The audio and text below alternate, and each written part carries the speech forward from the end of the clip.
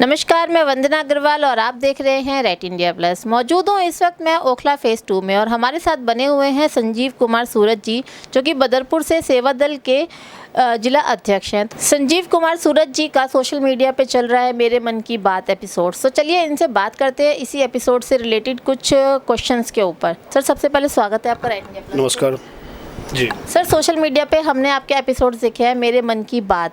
उसको देख के ऐसा लगता है कहीं ना कहीं आप हमारी सरकार से या समाज से बहुत ज़्यादा आहत हैं। तो क्या परेशानी क्या है आपको? हाँ, ये परेशानी जो आज की डेट में हम देख रहे हैं, ये सभी महसूस करते भी होंगे कि परेशानी क्या है। और उसी परेशानी को जो हम झेल रहे हैं, साथ में जो आसपास जो हमें दिख रहा है उसको झेलता हुआ दिखता है, तो उसी के ब्याह पे ये मेरे मन की बात बोलता हूँ मैं। और इसका सबसे बड़ा कारण ये है कि मैं आज जो पर्सन्स हैं जो झेल रहे हैं आज की डेट में और जो आगे झेलेंगे भी, उनके अंदर आज की जो सच्चाई है उसके विषय में पूरी जानकारी उनको मिल सके। अब सरकार की बात हम करते हैं, ये 8 साल गुजर चुके हैं। 8 साल किस तरह से गुजरे हैं हर इंसान का, चाहे वो पैसे वाला है या गरीब है, फ़र्क नहीं पड़ता।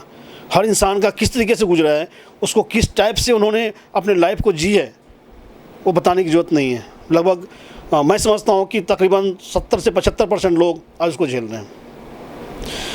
आज की डेट में जो सुखी है, सिर्फ वो सुखी हैं जो सत्ता में है। बाकी मुझे नहीं लगता कोई बंदा सुखी है किसी न किसी तरीके से। सरकार की नीति अजीब सी है, रोज़गार है नहीं, व्यापार है नहीं, महंगाई चरम पे है, कहने वाला कोई नहीं है। तो मेरे मन की बात में यही सारी बातें होती हैं और लोगों को जगाने की कोशिश कर रहा हूँ मैं। मेरा उद्देश्य यही है। तो सर, जो आपने ये एपिसोड बनाया है मेरे मन की बात, तो इसका टाइटल आपने मेरे मन की बात ही क्यों चुना? टाइटल तो कुछ और भी हो सकता था। हाँ, हो तो सकता था, लेकिन मुझे लगा कि मेरे मन की बात होनी चाहिए। इसमें कोई प्रधानमंत्री जी का मन की बात आता है, मैं मेरे मन की बात बनाता हूँ, क्योंकि ये मेरे मन में जो समस्याएं आज दिख रही है उसको देख करके जो महसूस करता हूँ मैं, वही बात मैं इसमें कहता हूँ। इसलिए ये मेरे मन की बात है। तो इसमें अब जो लोग करते हैं उनका क्या स्वार्थ है मुझे नहीं पता। इसमें मेरा स्वार्थ यही है कि मैं पब्लिक को जगाऊँ। जो गलत चीज़ें आज की डेट में हो रही है, उनको सत्ता के अंदर जो बैठे हुए सरकार के लोग हैं उनको ये चीज़ जानकारी में होनी चाहिए। और हम उनको नहीं चाहते कि इनको बदलें, ये अच्छा काम कर रहे हैं, लेकिन जिस तरीके से ये काम कर रहे हैं, ये काम करने का तरीका नहीं है। तो यही चीज़ मैं पब्लिक के बीच में डालना चाहता हूँ कि पब्लिक के अंदर ये आक्रोश आए और सरकार से सारे सवाल करे और सरकार को जो सही रास्ता है उस रास्ते पर चलने के लिए मजबूर करें। मेरा उद्देश्य सिर्फ यही है।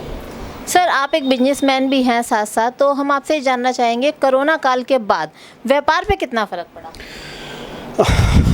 ये सवाल बहुत मुश्किल है। कारण इसका ये है कि कोरोना के बाद की जो ज़िंदगी रही है वो हम किस तरीके से जी रहे हैं ये बताने की ज़रूरत नहीं है। हर इंसान परेशान है, उसमें मैं भी बहुत परेशान हूँ। कारण ये है कि जो रोज़गार चलता था, व्यापार चलता था, वो व्यापार रोज़गार है नहीं। मार्केट के अंदर काम नहीं है। जो हम काम करते हैं, जिससे हमारे रिलेटेड जो भी वर्क है वो काम नहीं है। हम प्रिंटिंग प्रेस से हम जुड़े हुए हैं, उसमें काम नहीं है। यदि काम है भी तो कॉर्पोरेट हमें कॉर्पोरेट नहीं करता। कारण उसका ये है कि वो हमसे आज भी उधार मांगता है। जो दे पाने की स्थिति, मार्केट की जो कंडीशंस हैं या जेब की स्थिति है, वो दे पाने में सक्षम नहीं है आज की डेट में। क्योंकि यदि 1 महीने के उधार पे काम करते भी हैं तो 1 महीने में हमारा पैसा वापस नहीं आता। पैसे आने में 6-6 महीने लग जा रहे हैं। तो ऐसी स्थिति में ना मिल हमें उधार दे रही है मटेरियल, और ना ही हमें कॉर्पोरेट एडवांस पेमेंट कर रही है। बाय द वे एडवांस कर भी दी तो बैलेंस पेमेंट के लिए नाक रगड़ने में मजबूर कर दिया जाता है। तो इस तरह से हालात बहुत ही बद से बदतर हो चुके हैं आज की डेट में। हम अपने आप को जी के कैसे खड़ा कैसे कर सकें, इसके लिए भी सोचना पड़ रहा है। सर, आज अगर सरकार की बात करें तो जितनी भी राजनीतिक पार्टियां हैं सब हर तरह की बातें करती हैं, लेकिन बेरोजगारी की बातें कोई नहीं करता। तो इस बारे में आपका क्या विचार है? देखिए, बेरोजगारी की बात करेंगे तो उसको रोज़गार देना पड़ेगा ना। क्योंकि बेरोजगारी की बात, सत्ता की हम बात करें, सत्ता के लोगों की बात करें तो उनको रोज़गार देना पड़ेगा। अभी दिया है ना रोज़गार, 4 साल के लिए आपको नौकरी दिया जा रहा है। बताएं कि 4 साल के अंदर इंसान के अंदर कहाँ से ईमानदारी आएगी उस वर्क के प्रति? उसको ये पता है कि हमारा को 2 महीने बाद मरना है, वो किस तरह से जिएगा यार? ये क्या लाइफ हुआ? ये कौन सी नौकरी हुई? और उसमें से 75% को ये अभी गारंटी दे रही थी। उन्होंने बहुत सारी गारंटी दी थी। इन 8 सालों के अंदर सिर्फ गारंटी ही दिया है, दिया कुछ नहीं है। तो आगे इस गारंटी के बिहाफ पे हम आगे कैसे विश्वास करें कि ये जो गारंटी दे रहे होंगे गारंटी सक्सेसफुल है? आज बच्चे परेशान हो रहे हैं, सड़कों पर उतर आए हैं, क्या करेंगे? क्योंकि उसके पास घर में स्थिति देखता है, खाने के दाने के मोहताज हो चुके हैं। वो जो पैसे थे वो सब कुछ अपने पढ़ाई में खर्च करके अपना समय वो किस तरह से निकाला है वो उनको ही पता है। लेकिन आज की डेट में सरकार सिर्फ हम जैसे लोगों से मजाक कर रही है। चाहे रोजगार के दृष्टिकोण में या व्यापार के दृष्टिकोण में। सिर्फ हमसे मजाक कर रही है, हमारे मज़े ले रही है, उनको हमारे जीने मरने से कोई फ़र्क नहीं पड़ता। सर ईडी राहुल गांधी से सिर्फ पूछताछ तो कर रही है, उसने भी गिरफ्तार तो किया नहीं है उनको, तो कांग्रेस इतना शोर क्यों मचा रही है? कांग्रेस शोर शराबा कर नहीं रही है, उसके मुंह में हाथ डाल के करवाया जा रहा है। अब अभी देखो ना, ये जो जा रहे थे ईडी के पास जाना था, उनको 11 तारीख का तय किया हुआ टाइम था, उसके अंदर कोई कानून से ऊपर नहीं है। ईडी ने टाइम दिया तो उस पर जाएंगे। ये बहुत करते हैं तो 100 नहीं, 50 नहीं, 150 लोग लेके जाते हैं।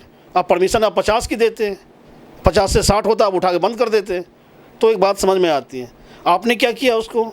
बिल्कुल ही परमिशन देने के मतलब कि उसमें क्या करना था उसने? वो पब्लिक वहाँ क्या जा करके आग लगा देती प्रियम हाउस के अंदर? ऐसा तो नहीं होता। अभी भी जो उन्होंने किला बना दिया, किला बनाने की जरूरत क्या थी? आपने खुद ही अपनी मार्केटिंग की है ना, वो आपने मार्केटिंग की है अगले को बदनाम करने के लिए। और ये ईडी का जो फंडा डाला गया, बीजेपी के नेताओं के ऊपर क्यों नहीं डल रहा? बीजेपी के इतने सारे नेता हैं, जब पार्षद की भी बात कर लो, उसके बाद चेक करो ना, पहले खाने की औकात नहीं थी, आज की डेट में करोड़ों में खेल रहे हैं। कैसे खेल रहे हैं भाई?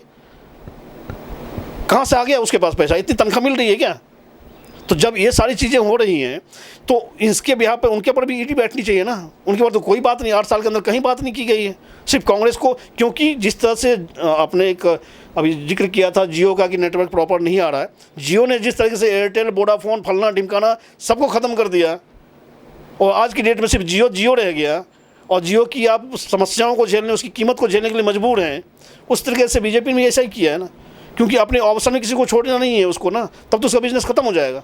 यदि बीजेपी अभी कांग्रेस को ढील दे दे, कांग्रेस अभी अप में आ जाएगा, तो बीजेपी खत्म हो जाएगी, क्योंकि पब्लिक को ऑलरेडी समझ आ चुका है 8 सालों के अंदर कि उन्होंने क्या किया है आपके लिए। सरकार ने, बीजेपी ने आज की डेट में इंसान के लिए, जो हम लोग जीवित इंसान हैं, जीवित इंसान या मृत इंसान जो भी हैं, उनके लिए इन्होंने क्या किया है? मृत इंसान के लाश पड़े हुए थे कोरोना काल में गंगा के तलहटियों के ऊपर। जिंदा इंसान आज की डेट में भूख से मरने को कगार पे खराब पहुंचा हुआ, ना उसका व्यापार चल रहा है, ना रोजगार चल रहा है, लोग अपने आप को घर में बंद होकर सुसाइड कर रहे हैं। आपने क्या किया है? टेलीविज़न खोलो, सिर्फ आपको दिखेगा हिंदू मुस्लिम। हिंदू मुस्लिम के अलावा भी दुनिया के अंदर बहुत कुछ है सर, लेकिन सिर्फ हिंदू मुस्लिम से आप अपने देश के लोगों को मंदिर मस्जिद करके देश के लोगों को आप कितना बहका सकते हो? और बहकने वाले वो लोग हैं। 84 लाख योनि को जन्म लेना इस कलयुग के अंदर, जो शास्त्रों ने कहा है, उसके हिसाब से सारे कूड़े कवाड़े जन्म लेंगे ना, जिनको सच क्या है झूठ क्या है इसकी अंतर कर पाने में सक्षम नहीं है वो। बहुत सारी चीज़ें हैं। एक सवाल मैं आपको क्या बोलूँ सर, केजरीवाल जी ने दिल्ली में काफ़ी कार्य किए हैं मुख्यमंत्री होने के नाते, तो आप किस नज़र से देखते हैं उनके कार्य? केजरीवाल जी ने जो कार्य किए हैं उसको आप कार्य कैसे कह सकते हो? आप मुझे बताओ कि उन्होंने क्या कार्य किए? जो कार्य कांग्रेस ने शुरुआत किया हुआ था, शीला दीक्षित जी ने जो शुरुआत किया हुआ था, उसी कार्य को उन्होंने पूरा किया है और सिर्फ रिबन काटे हैं। और कौन सी उपलब्धि की है? पीछे बीजेपी से उस बहाने के बिहार पे, बीजेपी से टकराव के बहाने के बिहार पे कि हमें ये फलना बीजेपी पार्टी हमें काम नहीं करने दे रही, प्रधानमंत्री क्षेत्र का आदमी जो है हमें काम करने नहीं दे रहा, ये बहानाबाजी करके आप अपना 5 साल तो वो निकालें, पब्लिक के अंदर सिंपैथी डाल के फिर अगले 5 साल के लिए आप तय हो चुके हैं। आपने इस बीच में क्या किया है? पब्लिक के लिए क्या किया है? आप ठीक है, आपने बस में आप फ्री कर रहे हो, वो बस में फ्री दे करके बाकी चीज़ तो आप लूट रहे हो ना। इंडस्ट्रियल एरिया के अंदर 18 से 20 रुपये का यूनिट बिजली का बिल हम भुगत रहे हैं, घर में 200 यूनिट दे भी दिया, 200 यूनिट से 1 यूनिट भी बढ़ जाता है तो आप हमसे डबल पैसा ले लेते हो, तो फिर फ़ायदा क्या हुआ? और गर्मी का समय है, सबके घर में जिसके अपना मकान होगा उसके पास एसी कूलर तो होगा ना। जब एसी कूलर होगा 200 का कोई मतलब नहीं बनता।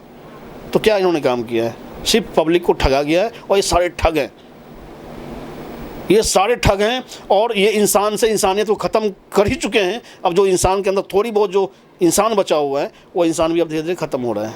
अभी मारकाट मचेंगे जो हालात इन्होंने पैदा कर दिए हैं, देखिए। सर, चलते चलते आपसे आखिरी सवाल, आप जो मेरे मन की बात के एपिसोड्स चला रहे हैं, तो इसको लेकर आगे आपके क्या प्लान्स हैं?